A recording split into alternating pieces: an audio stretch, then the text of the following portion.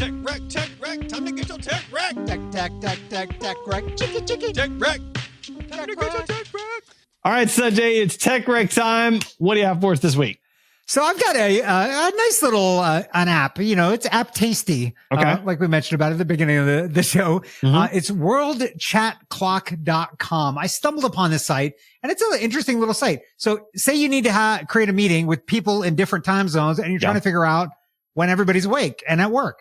So you can put all the cities in there, and then it shows you a nice little graphic that shows you the overlap time of when people are at work, kind of assuming 9 to 5. Yeah. And then it also shows you the stretch time, because if you're in very different cities, maybe that doesn't overlap.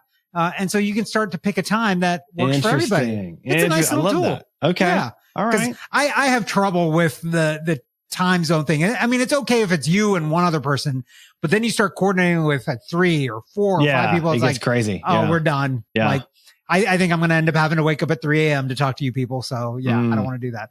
Okay. So there you go. So what about you, Adam? What do you have for us this I think week? based on your tech rec, I'm going to change my tech rec, and I'm going to recommend, I don't know if I've recommended before, but doodle.com, doodle.com, because you can create polls to ask people when they're available for meetings, and then people can vote on when they're available for meetings so that you can then schedule the meeting when everybody's available. So I use this for like scheduling board meetings, for example, when I'm trying to get a whole bunch of different board members on board.